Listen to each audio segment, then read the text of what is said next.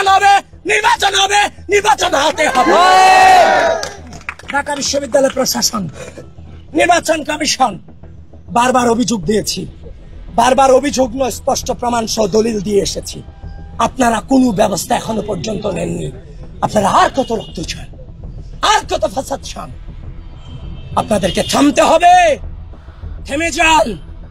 ঢাকা বিশ্ববিদ্যালয়ের শিক্ষার্থীরা, গোটা বাংলাদেশের শিক্ষার্থীরা তাদের রক্তের উপর দিয়ে আপনাদেরকে ভিসি বানিয়েছে, আপনাদেরকে প্রক্টর বানিয়েছে, আপনাদেরকে বিভিন্ন হলের প্রভোস্ট বানিয়েছে। প্রকৃতি হয়তো বা কিছু সময়ের জন্য মেনে নেয়, কিন্তু প্রকৃতি কিন্তু দিন শেষে ছাড় দেয় না। সকলে সাবধান হয়ে যান, সকলে নিরপেক্ষতা বজায় রাখেন। আমি কিচ্ছু বুঝি না, আমি শুধু একটা জিনিসই বুঝি, আগামী 9 সেপ্টেম্বর ঢাকা বিশ্ববিদ্যালয়ের মাটিতে ডাকসু নির্বাচন হবে এবং সেই নির্বাচনে বাংলাদেশ জাতীয়তাবাদী ছাত্রদল ভূমিধস বিজয় অর্জন করবে ইনশাআল্লাহ।